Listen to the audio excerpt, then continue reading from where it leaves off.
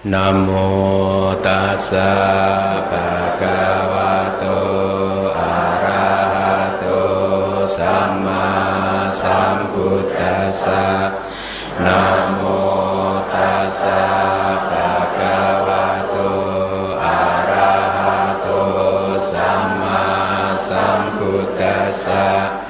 Namo tassa bhagavato arahato sama sambuddhassa.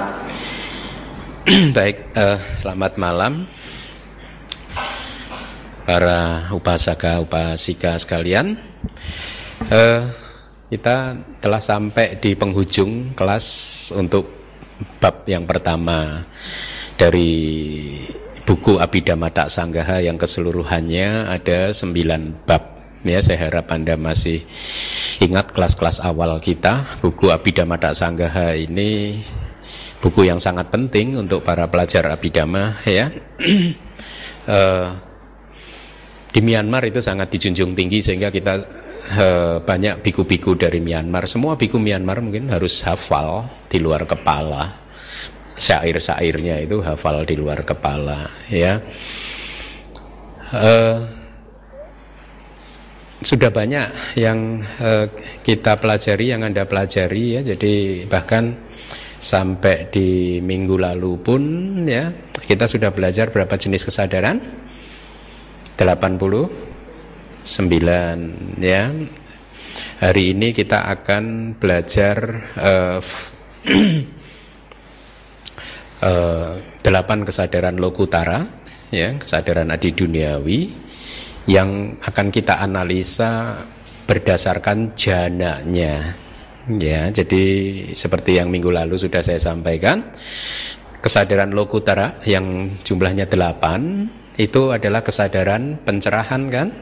Jadi sekarang Anda paham proses pencerahan itu seperti apa, gitu. Nanti di bab keempat Anda akan makin paham lagi bagaimana proses kognitif sehingga akhirnya pencerahan itu terjadi, karena di bab keempat akan dikupas secara detail proses kognitifnya. Nah, 8 jenis kesadaran adi duniawi yang minggu lalu sudah kita pelajari itu adalah kesadaran pencerahan buat mereka yang bermeditasi vipassana tanpa jana, ya. Jadi vipassana kering, mereka yang langsung mengamati nama dan rupa. Nah, ini Anda juga harus paham. Objek dari vipassana kita, ya, itu objeknya harus nama dan rupa. Ya, jadi cita, cetasika dan rupa. Inilah mengapa kemudian Abhidhamma menjadi sangat penting sekali, karena cita, cetasika, rupa itu semua dikupas, dianalisa dan disintesakan di dalam Abhidhamma nantinya, gitu. Inilah juga mengapa tadi saya katakan bahwa Abhidhamma akan sangat membantu meditasi Anda, ya, karena Anda akan mendapatkan teori pemahaman tentang objek yang harus Anda amati di dalam meditasi Anda. Itu jadi teruslah belajar, ya, karena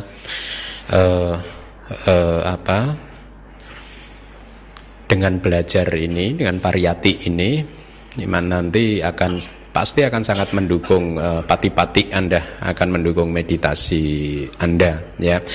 Nah, berbeda dengan jenis kesadaran yang kita pelajari minggu lalu, yaitu jenis kesadaran pencerahan yang muncul dari mereka yang bermeditasi vipassana tanpa jana. Malam hari ini saya akan kupas kesadaran pencerahan yang muncul di arus kesadaran mereka yang menguasai jana. Ya, jadi ada 2 jenis meditasi, kan, ya, tanpa jana dan dengan jana. Ya, jadi setelah seseorang mencapai jana 1, 2, 3 dan 4 atau dengan arupa jana juga, setelah itu mereka keluar dari jana dan bermeditasi vipassana, dan kalau kemudian dia mencapai pencerahan, maka kesadaran yang muncul adalah dari kesadaran yang malam hari ini akan kita pelajari. Jadi kalau di kelas terdahulu sudah Anda pelajari ada berapa tingkatan jana? 5, kan? Arupa wacara jana itu termasuk dalam jana yang ke-5, ya. Berarti ada 5 jana. Nah, sekarang ada 4 magga cita, betul? Yang minggu lalu sudah kita pelajari 4 magga cita, 4 kesadaran jalan. Kalau masing-masing di pecah ke dalam 5 jana berarti ada berapa maga cita? 20. Kemudian palak citanya, kesadaran buahnya juga dipecah lagi berdasarkan 5 jana yang berbeda, berarti ada berapa kesadaran buah? 20. 20 tambah 20 40. 40 ditambah 81 kesadaran duniawi ada berapa? 121. Ya udah, dengan demikian selesailah kelas kita.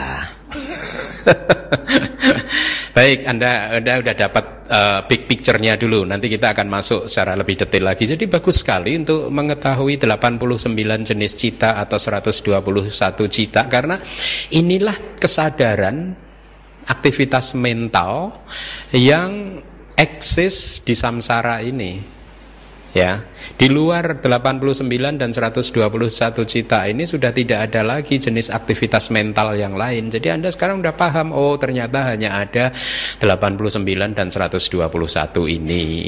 Ya, dengan demikian tentu saja akan membantu kehidupan Anda di dalam kehidupan sehari-hari, membantu Anda untuk lebih mengenali apa yang terjadi di dalam batin dan pikiran Anda, ya, bahwa ternyata kesadaran itu tidak hanya aku salah cita saja, ya.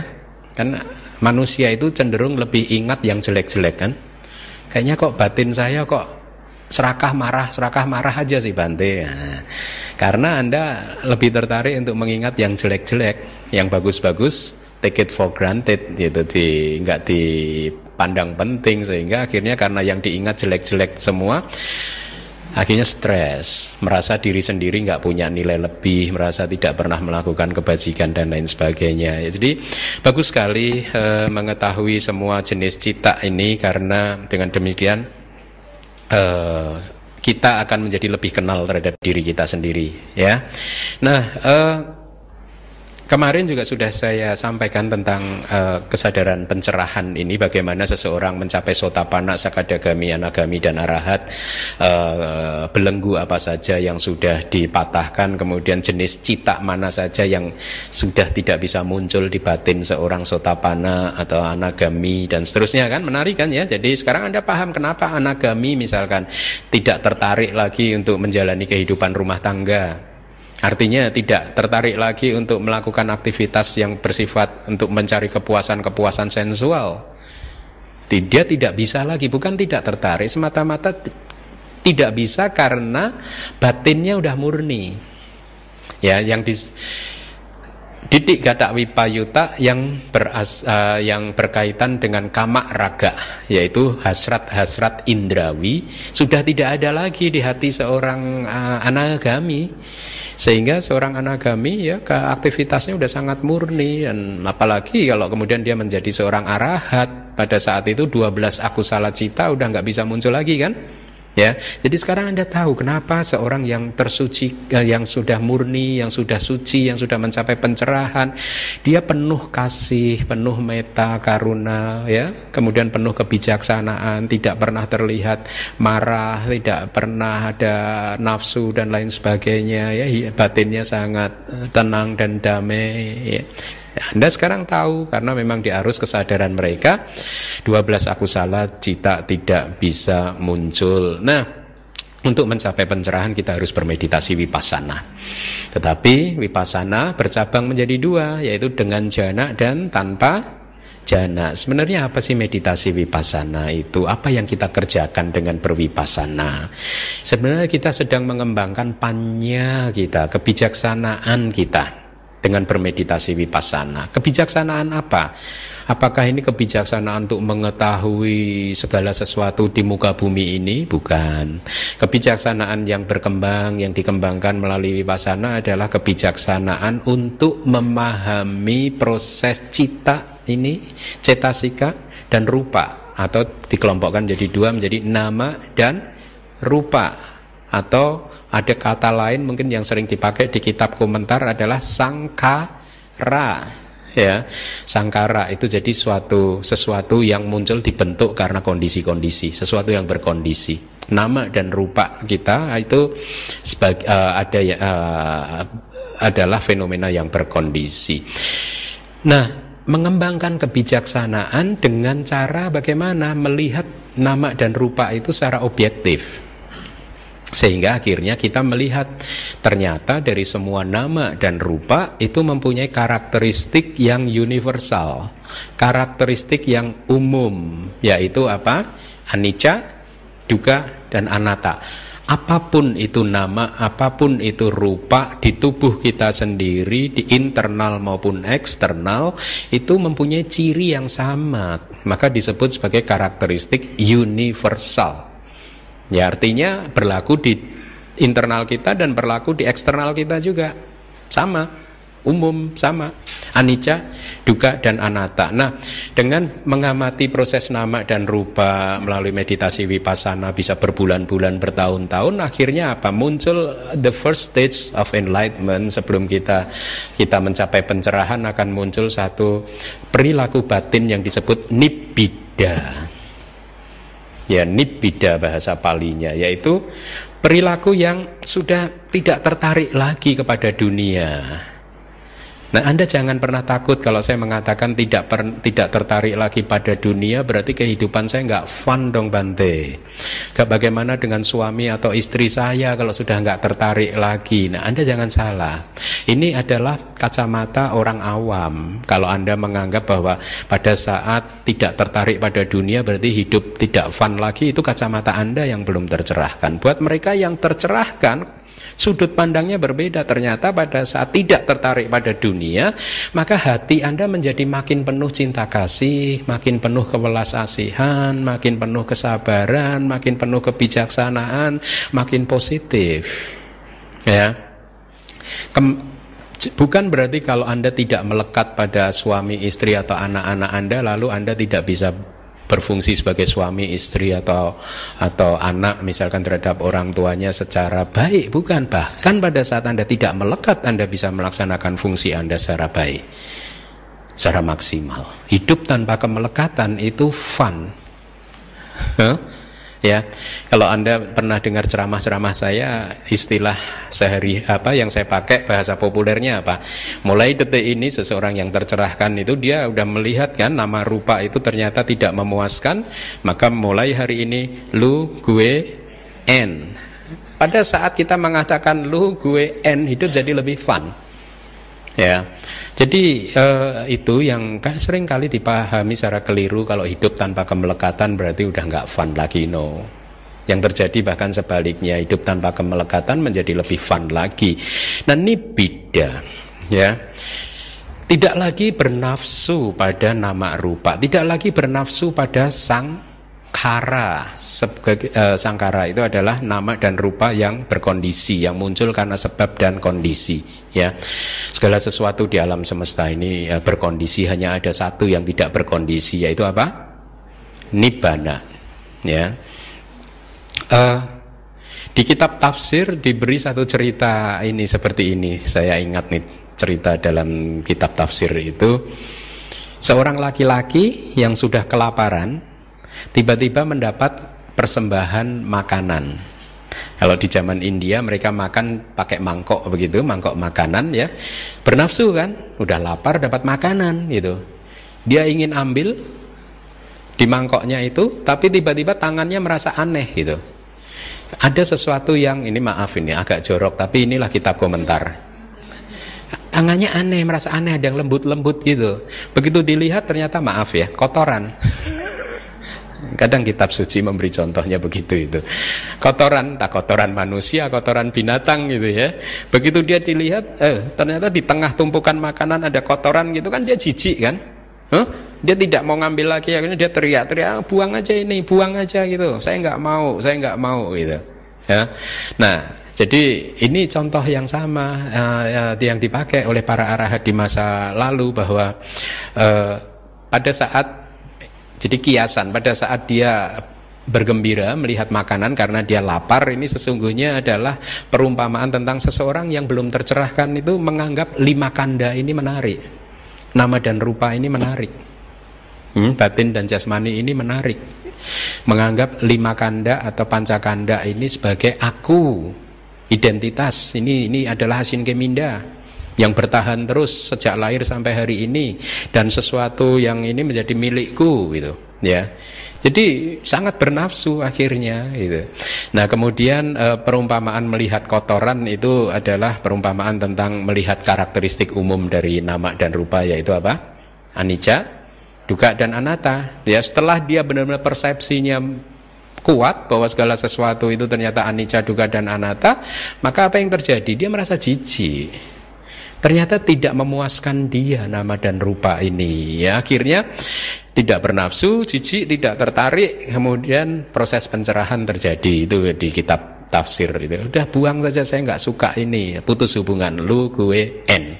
Kalau dalam kitab tafsir disebutkan dia melihat apa yang dikatakan oleh yang Arya Kondanya, ya, yang kinci samudaya damang sabang tang niroda damang, yang kinci samudaya damang, segala sesuatu, segala dhamma, ya, yang mempunyai sifat kemunculan, sabang tang, semuanya itu niroda damang, mempunyai sifat lenyap. Ya, ini kalimat yang diucapkan pada saat ya Buddha ya mengatakan bahwa yang Arya Kondanya sudah mencapai tingkat kesucian Sotapanna, karena dia sudah melihat itu tadi, segala sesuatu yang mempunyai sifat kemunculan, sifat muncul, segala sesuatu yang muncul pasti lenyap. Ini adalah pencerahan di mana dia akhirnya merealisasi nibbana menjadi seorang Sotapanna. Mari kita lihat di Abhidhamma Sanggaha. Silakan dibaca yang kuning.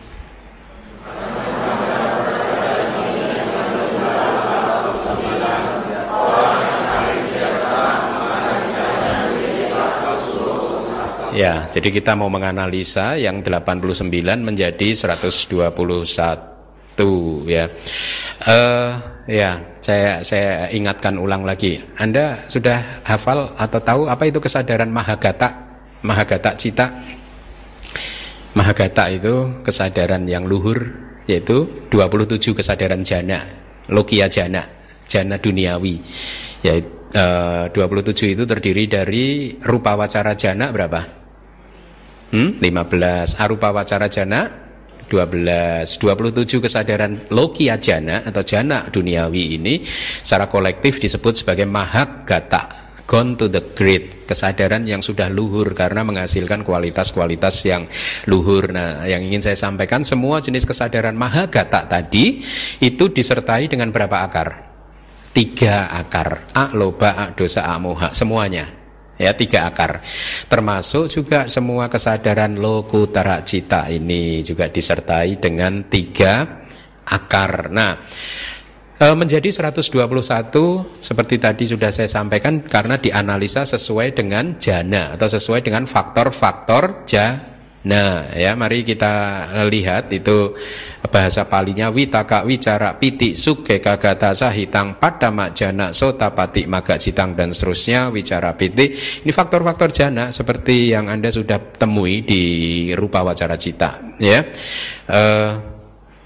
Saya ingin Anda membaca yang kuning. Silakan.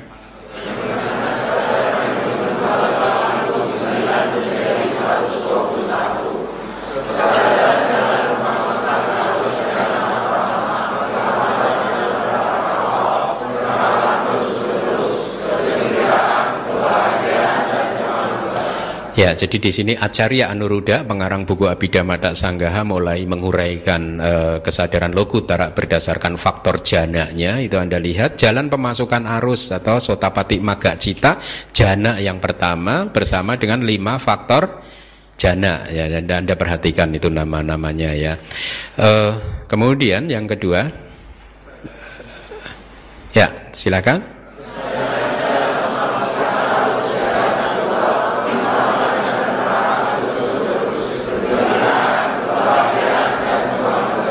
Yang ketiga,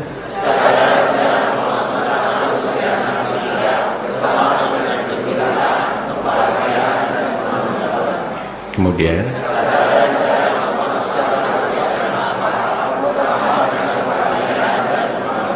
yang kelima,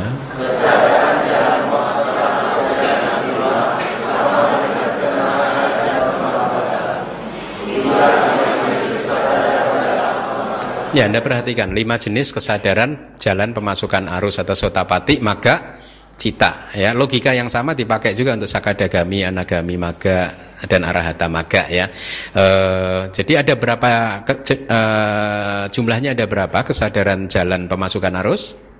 Ada 5 kan ya, yang jalan. Buahnya juga ada 5 nanti. Ya, mari kita teruskan dulu apa yang ada di Abhidhamma Sanggaha. Yang kuning silahkan.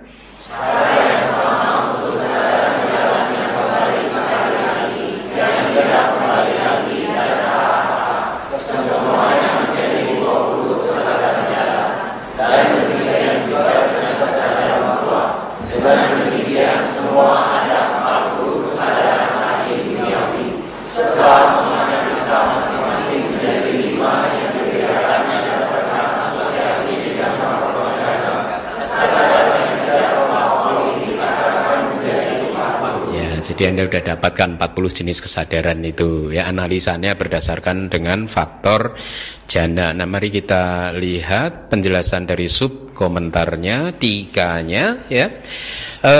Ada kalimat kesadaran jalan pemasukan arus yang berasosiasi dengan 5 faktor jana adalah kesadaran jalan pemasukan arus jana pertama ya, itu Anda sudah paham. Berarti untuk yang jana kedua berasosiasi dengan berapa faktor jana? Kurangin 1, 4. Jana ketiga 3. Jana keempat 2. Jana kelima 2 juga. Tetap 2 karena wedananya sukanya berubah menjadi ekak gata. Ya, jadi seperti yang juga sudah mungkin Anda pahami bahwa pada saat seseorang mencapai jana, itu sesungguhnya yang terjadi ada 5 faktor jana ini sudah berkembang secara maksimal. Witaka, wicara, piti, suka, ekagata berkembang secara maksimal. Ya, secara maksimal. Pada kehidupan sehari-hari kita, witaka, wicara, piti, suka, ekagata juga muncul, tapi tidak berkembang secara maksimal. Makanya pikiran kita masih lemah menangkap objek, lari ke sini, lari ke sana kan, ya. Suka berpikir ke masa lalu, masa depan dan seterusnya karena pikirannya masih goyang, ya. Nah, sama dengan proses pencerahan. Pencerahan itu terjadi kalau jalan mulia berunsur 8 itu berkembang secara sempurna, ya. Makanya kita harus terus melatihnya supaya sempurna, makin sempurna sila, samadhi dan panya kita ya. Nah, 4 jalan mirip seperti jana, dikatakan 4 kesadaran jalan itu mirip seperti jana yang minggu lalu kita sudah pelajari. Kenapa? Karena di 4 kesadaran jalan yang minggu lalu sudah kita pelajari, itu witaka, wicara, piti, suka, ekagata berkembang secara sempurna. Jadi seseorang yang bermeditasi vipassana tanpa jana, kemudian mencapai tingkat kesucian sotapanna, ya, pada saat itu kan yang muncul adalah kesadaran yang minggu lalu, sotapati maga citang. Sotapati maga citang dan sotapati palak citang itu kekuatannya itu sama dengan jana yang pertama. Alasannya apa? Alasannya karena witaka, wicara, piti, suka, ekagata berkembang di kesadaran tersebut secara sempurna. Jadi levelnya dikatakan sama dengan kesadaran sotapati maga citang jana yang pertama yang hari ini kita pelajari. Ya, tetapi walaupun demikian mereka tetap mendapat nama yang berbeda.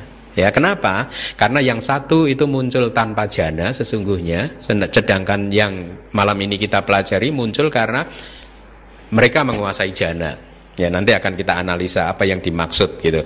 Nah, di kitab komentar 4 jalan tersebut mirip seperti jana dalam 3 hal. Ya, jana sebagai landasan, jana sebagai yang diamati, dan yang ketiga aspirasi seseorang. Nanti akan saya kupas satu persatu. Nah, sepertinya untuk hal yang ini saya tidak setuju dengan Bhikkhu Bodhi dan juga tidak setuju dengan the late most venerable U Silananda, di mana kedua beliau ini mengatakan di dalam bukunya bahwa 3 ini adalah perbedaan pendapat di antara para guru di masa lalu. Jadi untuk menentukan kesadaran maga dan palak yang mempunyai jana sesuai dengan jana itu guru-guru di masa lalu menurut Venerable U Silananda, Bante Sayadaw U Silananda dan juga Bhikkhu Bodhi, 3 hal ini adalah perbedaan. Tetapi menurut saya ini bukan perbedaan, tapi bukan perbedaan pendapat antar guru, tetapi memang perbedaan variasi-variasi saja. Jadi ada seseorang yang menggunakan jana sebagai landasan, ada seseorang yang menggunakan jana sebagai yang diamati, ada seseorang yang hanya mengucapkan aspirasi. Jadi bukan perbedaan di antara guru, ini pendapat saya, ya. Jadi saya di sini dengan segala hormat berbeda dengan kedua bante yang saya hormati tersebut. Nah, mari kita lihat di kitab komentar ini. Yang pertama, memakai jana sebagai landasan atau bahasa palinya padaka jana, ya. Jadi kalimat dalam kitab sub komentarnya seperti ini. Ketika seseorang berwipasana yang menuju ke kemunculan jalan atau magga cita, itu terjadi pada seseorang yang mencapai jana apapun, ya, mungkin jana 1 atau 2 atau 3 atau 4 atau 5, dan setelah itu dia keluar dari jana tersebut. Setelah keluar dari jana, dia mengamati sangkara, yaitu fenomena atau nama rupa yang berkondisi, ya, objek dari meditasi wipassananya. Maka inilah yang disebut jana sebagai landasan, karena jana ini adalah landasan dia untuk berwipasana yang akhirnya menuju ke kemunculan jalan atau bahasa palinya wuddhana gamini vipassana, ya. Jadi seseorang katakanlah menguasai jana 1, 2, 3, 4, 5, ya. Dia masuk ke jana yang tertinggi 5, ya. Kemudian dia keluar dari jana tersebut dan dia mengamati sangkara, berwipasana. Sebenarnya prosesnya itu akan bisa terjadi berulang-ulang. Jana ini sangat menarik sekali karena buat para meditator itu bisa dijadikan sebagai tempat untuk beristirahat. Dalam artian kalau kita berwipasana bisa duduk 3 jam, 4 jam, 5 jam, kadang kondisi batin udah menurun, ya, pancaniwarana udah mulai muncul lagi, 5 rintangan batin udah mulai muncul lagi, sehingga batin sudah tidak clear lagi gitu. Nah, pada saat batin mungkin atau bahkan mengantuk gitu, pada saat batin lemah seperti itu, maka mereka yang menguasai jana akan cepat lagi masuk ke dalam jana, dan dia akan berada di dalam jana selama 1 jam, 2 jam begitu. Setelah itu dia keluar lagi untuk bermeditasi vipassana, untuk mengamati nama dan rupa. Kok belum mencapai pencerahan, kok kemudian kualitas batinnya menurun lagi, pancaniwarananya muncul lagi, batinnya kotor lagi, dia masuk lagi ke dalam jana. Jadi ibarat pisau, pada saat sudah tumpul dia masuk ke jana, diasah lagi pisaunya. Kalau sudah tajam, dia keluar dari jana dan dia pakai untuk menganalisa nama dan rupa, gitu. Nanti tumpul lagi, dia masuk lagi, ya. Jadi ini manfaat dari jana, ya. Jadi setelah dia keluar dari jana, mengamati sangkara, nanti dia masuk lagi, keluar lagi, masuk lagi, keluar lagi, begitu kan? Kemudian dia akhirnya pada satu saat bisa memunculkan kesadaran jalan dan buah. Ya, maka dia menjadi seorang tercerahkan, menjadi seorang sotapanna, katakanlah seperti itu. Nah, pada saat itu, ya, kesadaran mana yang muncul? Ya, karena dia memakai jana yang kelima tadi sebagai landasannya kan, ya. Maka kalau dia menjadi sotapanna, maka yang muncul adalah sotapati magga citang pancamajana, jana yang kelima. Ya, beda kalau misalkan dia masuk ke jana kedua saja. Kemudian dia keluar dari jana kedua mengamati sangkara, nama rupa, ya. Kemudian capek, masuk lagi ke jana, keluar lagi mengamati sangkara, masuk lagi dan seterusnya, akhirnya magga cita muncul. Maka yang muncul di sini adalah sotapati magga cita dutiya jana, jana yang kedua. Kira-kira begitu, ya. Nah, kesadaran buahnya itu sesuai dengan kesadaran jalannya nanti. Jadi kesadaran jalan jana kedua lenyap, kemudian diikuti 2 atau 3 momen kesadaran buah jana yang kedua dan jana yang kedua juga, sotapati magga cita jana yang kedua juga. Nah, ini adalah model meditasi yang pertama. Makanya saya tadi tidak sependapat dengan kedua guru yang saya hormati tersebut, bukan karena perbedaan pendapat guru, tetapi karena perbedaan praktek saja. Ya, jadi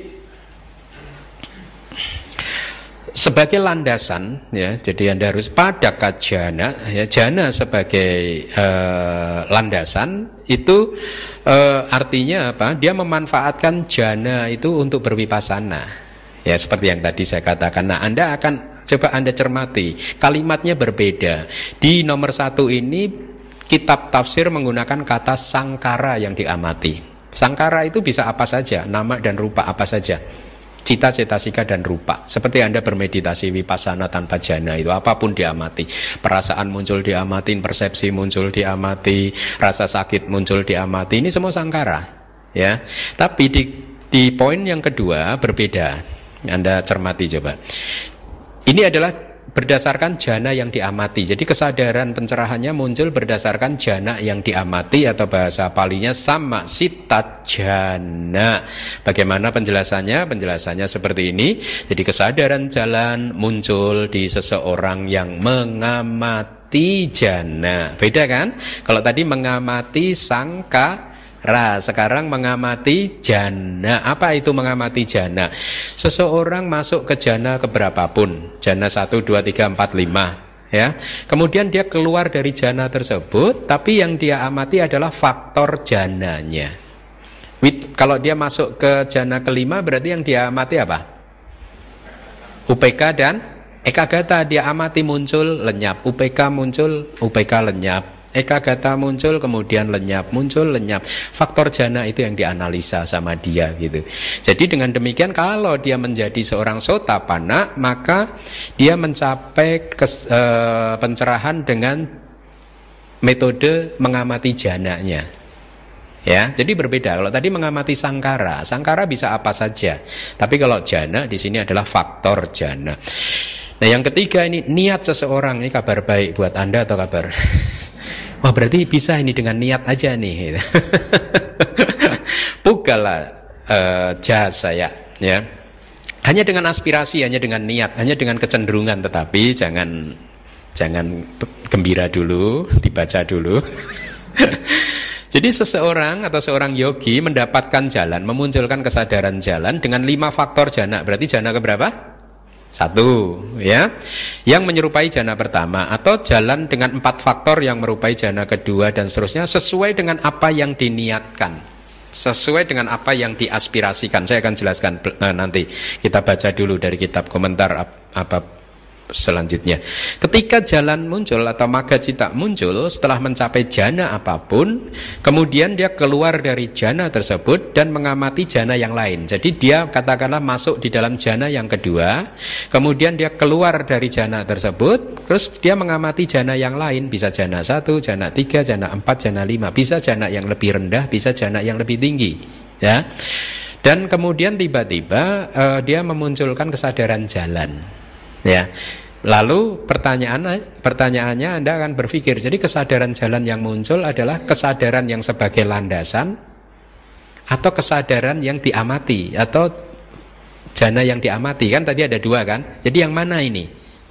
Yang kesadaran pencerahannya itu adalah berdasarkan yang nomor 1 sebagai landasan tadi jananya, atau jana yang diamati? Nah, dikatakan di dalam tafsir sesuai dengan yang dia inginkan, sesuai yang dia niatkan, sesuai kecenderungan dia, sesuai aspirasi dia. Kalau tadi dia mengamatinya, kan di kitab tafsir disebutkan, saya ingin gitu, saya ingin mencapai kesadaran magga dengan jana yang kelima, katakanlah begitu. Maka meskipun dia menggunakan jana yang di bawahnya sebagai landasan, ya, tetapi kemudian dia mengamati jana yang kelima dan dia mencapai pencerahan, maka kesadaran yang muncul adalah sesuai dengan yang diinginkan. Ya, mungkin Anda berpikir, masa bisa hanya berdasarkan keinginan? Hei, hati-hati loh. Pikiran kita ini kekuatannya luar biasa. Cita kita ini kekuatannya luar biasa. Ya, kalau apalagi disertai dengan kualitas jana seperti itu, pikiran bisa menjadi sangat luar biasa. Batin, mental bisa menjadi sangat luar biasa. Nah, saya akan jelaskan. Mari kita lihat.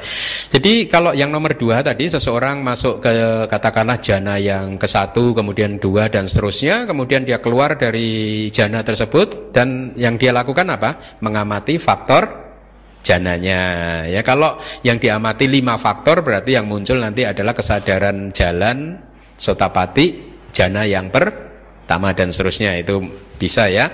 Kemudian yang nomor 3 tentang niat atau aspirasi ya. Jadi itu kalau di kitab komentar disebutkan ya, semoga saya bisa, atau alangkah indahnya kalau saya bisa mencapai kesadaran jalan sotapati maga cita jana yang 1, jana 2 atau 3 atau 4 sesuai dengan keinginan kita ya. Jadi disebutkan misalkan meskipun dia menguasai semua jana, 8 jana, 8 pencapaian ya, terus nanti kesadaran maga cita yang muncul adalah sesuai dengan yang dia aspirasikan, sesuai dengan yang dia inginkan ya. Tetapi di dalam kitab tafsir juga disebutkan aspirasi ini tidak akan pernah bisa sukses kalau Anda tidak menguasai jana. Jadi harus ada yang salah satu dari 2 yang pertama tadi, jana sebagai landasan atau jana yang diamati ya, itu harus. Jadi tidak bisa hanya mengucapkan aspirasi saja ya. Kalau di kitab komentar dari Dhamma Sanggani disebutkan contohnya itu dari Nandako Wada Sutta, Nandak ya, dari Majjhima Nikaya Uparipanasa, halaman 270. Jadi di sutta tersebut dijelaskan dari seorang biku menjelaskan kepada sekumpulan bikuni. Ditanya, mata ini kekal atau tidak kekal bikuni? Dijawab, tidak kekal Bante. Yang tidak kekal ini suka atau duka? Duka Bante. Kemudian yang tidak kekal dan penuh dengan duka ini pantas tidak kalau kita anggap sebagai aku atau milikku? Tidak pantas Bante. Kemudian telinga juga dianalisa seperti itu, sampai kemudian 6 indera dianalisa seperti itu, dan juga 6 objeknya juga dianalisa seperti itu, sampai semua bikuni confirm bahwa semua adalah anicca, dukkha, dan anatta. Tetapi pada ceramah yang pertama tidak ada bikuni yang mencapai pencerahan gitu. Sehingga Buddha mengucapkan kata-kata seperti ini. Seperti halnya pada hari yang ke-14 itu semua orang yakin bahwa bulan penuh atau tidak penuh ya. Yakin bahwa bulan tidak penuh ya. Ya, pasti tidak penuh.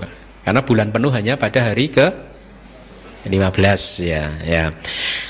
Jadi kalimat Buddha seperti itu. Seperti halnya hari yang ke-14 semua orang yakin bahwa bulan tidak penuh. Walau para bikuni tersebut senang ya, berbahagia dengan dhammatok yang disampaikan oleh bikunya, tapi keinginannya belum terpenuhi. Artinya mencapai sotapananya belum terpenuhi. Kenapa? Karena kondisinya belum ada. Ya, baru sampai tanggal ke-14. Nah, setelah itu kan Buddha meminta bikunya untuk berceramah yang sama lagi, dan dikatakan di ceramah yang kedua banyak bikuni menjadi seorang sotapanna. Ya, nah dikatakan oleh Buddha seperti halnya hari yang ke-15 semua orang yakin bahwa bulan itu penuh, bulan purnama gitu. Ya, yakin. Makanya benar begitu hari ke-15 bulan purnama muncul. Nah, ini hanya perumpamaan bahwa pencerahan itu terjadi kalau situasi kondisinya tepat. Itu semuanya situasinya mendukung, kondisinya juga matang, semuanya pencerahan akan muncul gitu. Nah, jadi ini memberikan sebagai contoh yang dipakai oleh kitab komentar bahwa hanya semata-mata berharap saja tidak bisa. Harus ada kondisi yang mendukung. Kondisi yang mendukung apa? Jana. Harus punya jana. Ya, itu penjelasan yang ketiga. Ya, mereka yang mempunyai sebab-sebab yang kuat, maka niat dan keinginannya akan terpenuhi, yaitu terpenuhi dalam artian memunculkan magga dan pala, jalan dan buah. Ya, mari kita lanjutkan. Ada 2 lagi variasi. Apabila seseorang yang tidak mempunyai aspirasi, ini kita bicara tentang seseorang yang tidak mempunyai aspirasi apapun, setelah keluar dari jana yang lebih rendah, kemudian mengamati dhamma dari jana yang lebih tinggi, maka jalan yang dihasilkan adalah menyerupai jana yang diamati, ya, bukan sebagai jana sebagai landasan. Kenapa? Karena pertimbangannya jana yang lebih tinggi itu lebih kuat, ya, karena yang diamati adalah jana yang lebih tinggi, kan, betul, ya.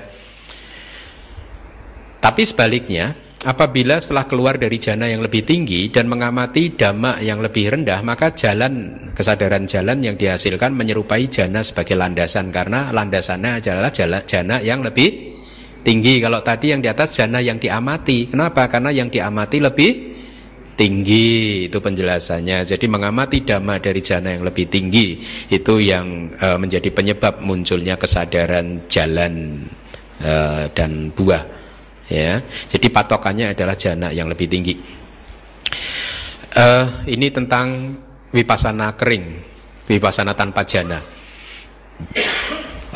Jadi perasaan atau wedana yang muncul menyertai magga atau jalan ditentukan oleh vipassana yang menuju ke kemunculan jalan. Jadi bagaimana vipassana sebelum jalan itu muncul, perasaan yang muncul ditentukan dari sana. Jadi seseorang yang berlatih vipassana kering tanpa jana, dia mempunyai semua faktor jana, 5 faktor jana ya, yang menyerupai jana ke-1. Dikarenakan ketiadaan jana sebagai landasan dan jana yang diamati atau yang aspirasi tadi yang nomor 3, maka jalan magga hanya bisa disertai dengan 5 faktor jana. Dengan demikian perasaannya adalah suka. Seseorang yang tanpa jana ya, perasaannya munculnya adalah magga citanya disertai perasaan suka ya. Kemudian bahkan apabila seseorang yang menguasai jana pun tetapi dia tidak membuat jana tersebut sebagai landasan, melainkan langsung mengamati bermacam-macam sangkara atau fenomena yang berkondisi, maka jalan yang dihasilkan pun berasosiasi dengan 5 faktor jana. Jadi menyerupai dengan jana yang ke-1 lagi. Jadi saya harap Anda paham ya, seseorang yang menguasai jana tapi dia tidak membuat jananya sebagai landasan, tidak mengamati faktor-faktor jana dan tidak ada aspirasi apapun, dia langsung mengamati sangkara, maka ini seperti sama saja dengan bervipassana tanpa jana. Jadi kalaupun kesadaran pencerahannya muncul, dia kesadaran yang levelnya jana yang pertama, itu yang dimaksud ya, tidak memanfaatkan jananya ya. Jadi karena dia tidak memanfaatkan jana padahal dia menguasai jana ini ya.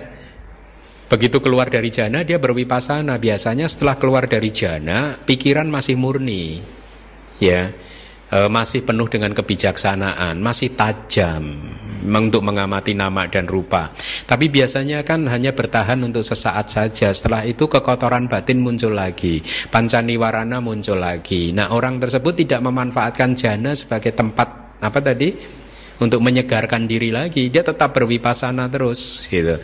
Jadi kadang mungkin akusala cita muncul ya, dia tetap saja mengamati. Kadang mengantuk muncul, dia amati rasa kantuknya ya, tidak masuk lagi ke dalam jana. Maka kalau dia mencapai pencerahan, kesadaran pencerahan yang muncul itu sama dengan kesadaran jana yang ke-1 ya. Lalu kalau Anda sekarang sudah tahu di kitab komentar memberikan 2 interpretasi yang berbeda, vipassana bisa dengan jana dan juga dengan tanpa jana. Lalu bedanya apa? Ya, Anda harus membuktikan sendiri bedanya di mana. Penetrasinya, daya tembusnya berbeda. Ya, baik, berbeda-beda, kualitasnya berbeda. Ya, dan nanti kualitas pencerahannya juga pasti berbeda. Ya, kita bisa mengambil contoh di kitab suci kita. Banyak kan arahat di masa Buddha kan banyak kan? Tapi apakah semua arahat itu kualitasnya sama? No. Ada yang kebijaksanaannya tinggi seperti yang Arya Sariputta, ya kan?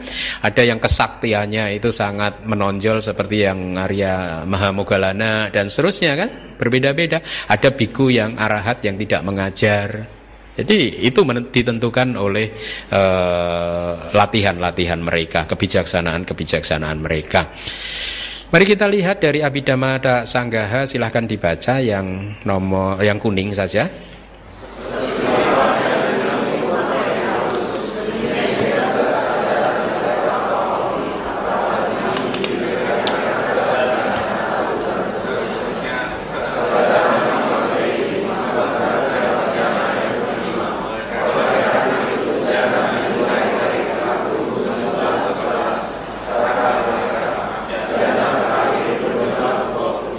Anda paham nggak apa yang Anda pahami? Seperti halnya dengan lingkup materi halus, jana materi halus, demikian juga kesadaran yang tidak terlampaui, ya, anuttara atau lokuttara, ya, kesadaran adi duniawi atau tidak tertandingi, dibedakan ke dalam jana ke-1 dan seterusnya. Kesadaran non materi, jana non materi dimasukkan ke dalam jana yang ke-5. Anda sudah paham itu. Oleh karena itu jana dimulai dari ke-1, jana 1 itu berjumlah 11. Berarti ada berapa jenis kesadaran jana 1 sekarang? 11 kan? Apa saja? Rupa wacara cita 3 kan? Kemudian dari lokutara cita 8 ya, jana satunya ya. Sotapati, Sakadagami, Anagami, dan Arahat 1111 kan. Dari Maga 4, Pala 4. 8 tambah 3 berapa anak-anak? Tuh kan pinter kan kalau tambah-tambahan gini. Kalau lainnya susah ya abhidhamanya itu. Kalau udah tambah-tambahan semangat semua deh.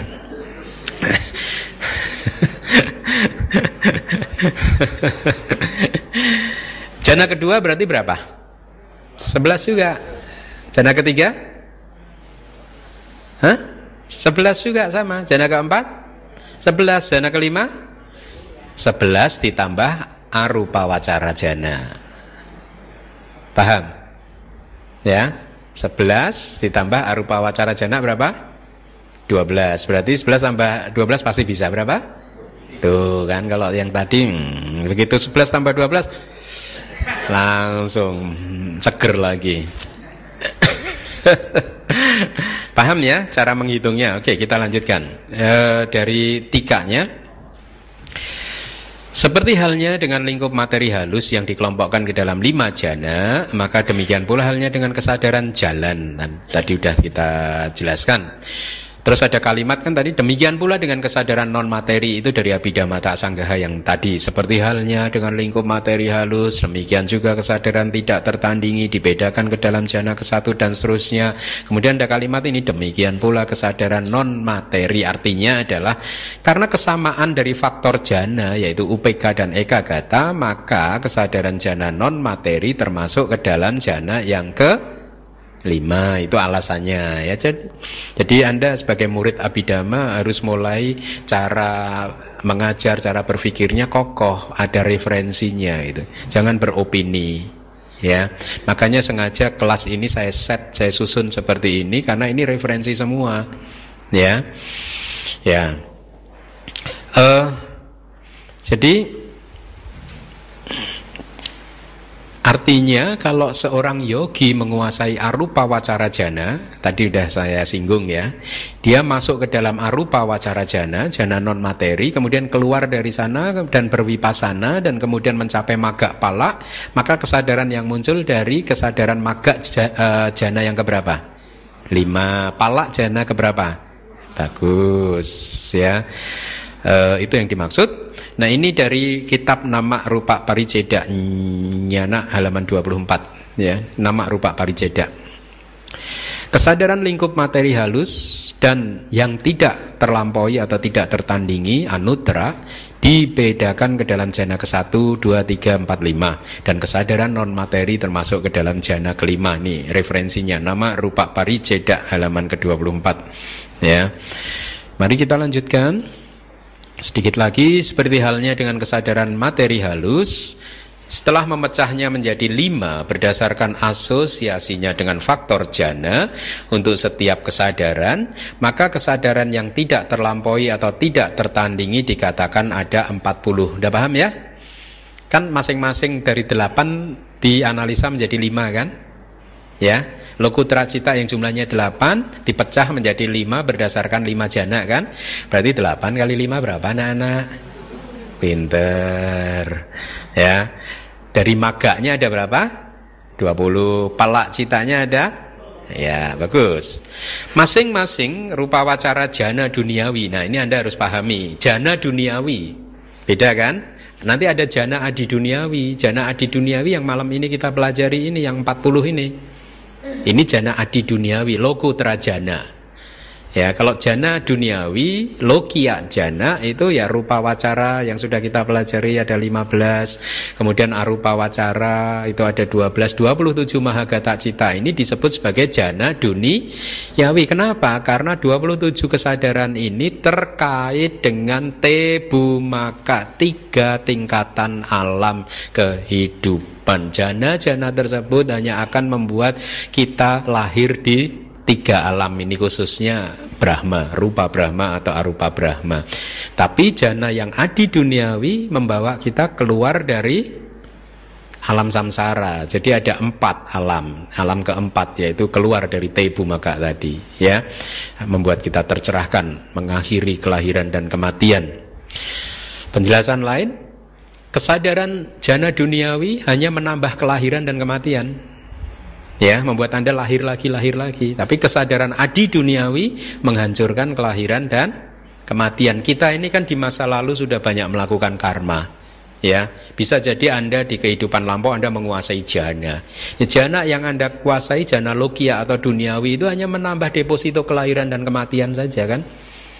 Kalau kali ini Anda mencapainya jana tersebut, mencapainya lagi, dan kemudian Anda meninggal dunia dengan kesadaran jana tersebut, maka Anda akan terlahir di alam Brahma, rupa atau arupa sesuai dengan jana yang Anda kuasai tersebut. Jadi hanya menambah kelahiran. Sementara kesadaran jana adi duniawi menghancurkan kelahiran dan kematian. Masing-masing jana adi duniawi atau jana lokutra jana, ya, berjumlah 8. Dengan demikian kesadaran jana menjadi berjumlah 11. Tetapi untuk jana kelima berjumlah 23. Dari 3 dari materi halus, 12 dari non materi, dan 8 dari lokutra jana. Kita sampai di bagian akhir. Silakan dibaca.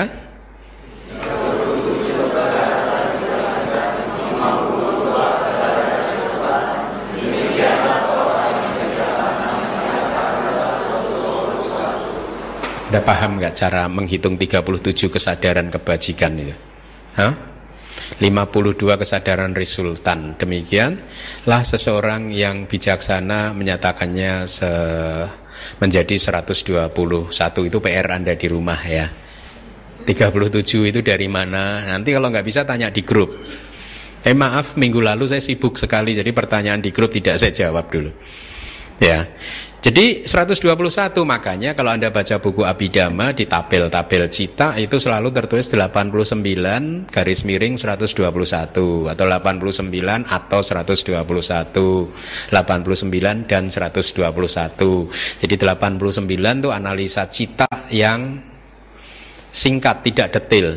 121 itu kalau cita dianalisa secara lebih detail lagi. Nah, saya akan drill Anda ini karena kita sudah masuk di akhir kelas kita. Sebentar, saya akan latih Anda 5 menit. Ada berapa lokia cita? Nanti kalau udah tahu saya dibangunkan, ya. Berapa? Lokia cita 81, bagus. Lokuttara cita ada berapa? 8 atau 40, ya, bagus.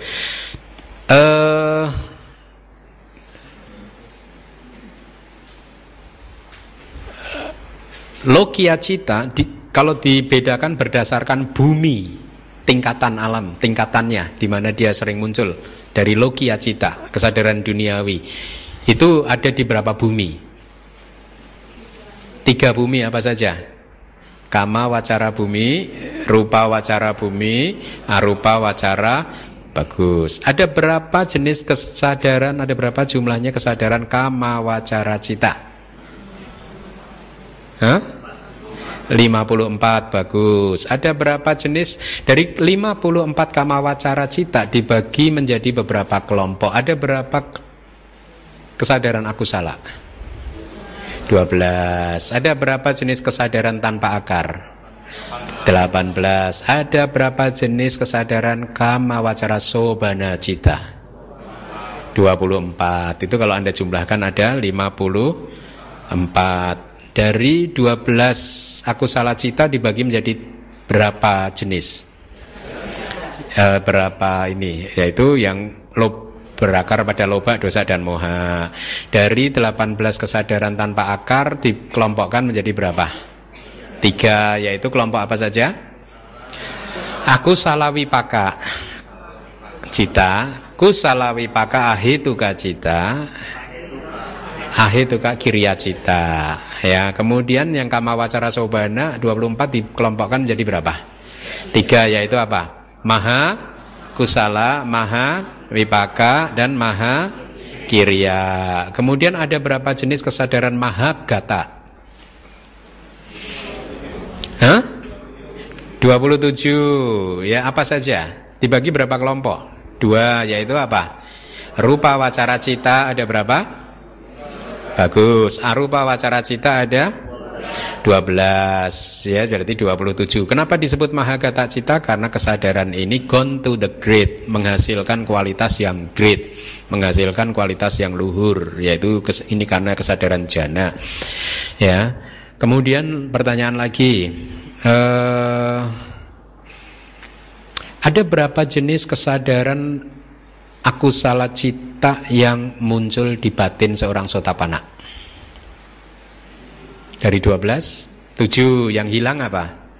Didik gata, sam, payuta hilang. Kemudian yang muncul di batin seorang anak sakadagami berapa? Tetap 7, tetap, tapi kan dilemahkan, ya. Yang muncul di batin anagami berapa? 7 dikurangi 2 lagi hilang, dosa mula citanya hilang ya di batin anagami, jadi anagami nggak bisa marah lagi. Sotapanna dan sakadagami masih bisa Anda berarti siapa tahu Anda sakadagami ini. Anda suka marah-marah kan? Sama dong, sotapanna juga suka marah kan? Bisa jadi Anda sotapanna, jangan-jangan nih. Bedanya apa kalau sotapanna kalau marah-marah? Ada 2 parameter kan di kelas lalu? Munculnya jarang-jarang. Ya, ketawa. Tiap hari berapa kali marah? Munculnya jarang, nih parameter pertama. Parameter kedua, kalaupun muncul dia intensitasnya lemah. Marahnya sangat lemah, tidak melotot-melotot, tidak sampai akhirnya membuat karma buruk dia terlahir di 4 apaya. Ya. Anagami 5, arahat, akusala cita yang muncul? Nah, nggak ada. Ya. Dari 54 kama wacara cita ada berapa yang bisa muncul di batin putujana? Orang yang belum tercerahkan.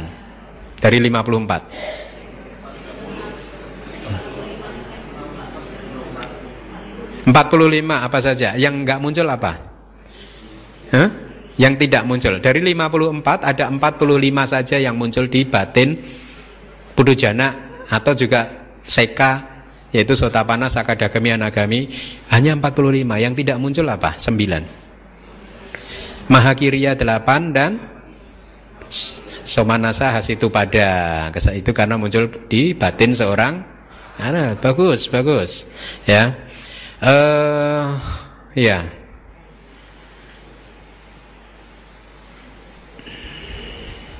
Apalagi? Dari 89 cita itu kalau Anda kelompokkan ke akusala, kusala, wipaka, kiriya, bisa nggak kira-kira? Akusala ada berapa? 12. Kusala ada kebalikannya 21, ya. Wipaka ada berapa? Anda hitung, dari ahituka ada 7 plus 8, 15. Mahawipaka 8 berarti 23. Kemudian rupa wipaka ada 5, 28. Arupa wipaka ada 4. Berapa tadi?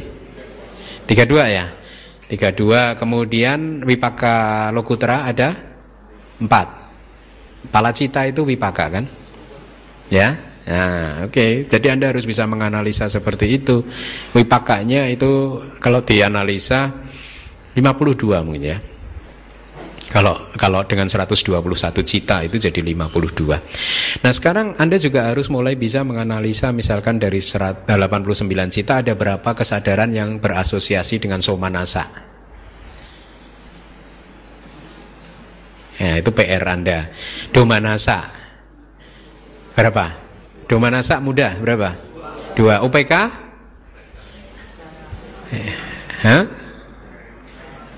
55 ya, 55 seimbang. Suka 1 yang di tubuh. Kalau jana itu masuk di somanasa. Meskipun faktor jananya suka, tapi dia adalah somanasa wedana.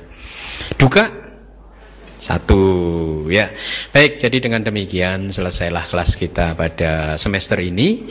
Saya sangat berbahagia sekali karena bisa menyelesaikan kelas ini.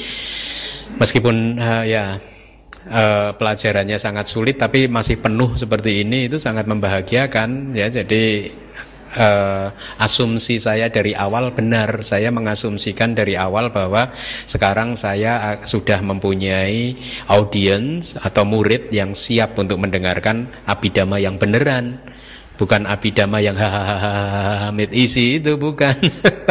Kita selesai, ya. Buku sedang dikerjakan oleh tim. Mudah-mudahan awal semester depan bisa terbit buku ini. Ya, kalau tidak salah kemarin disebut mungkin bukunya akan bisa 270 halaman, 280 halaman. Cukup tebal. Satu bab aja 280 halaman loh.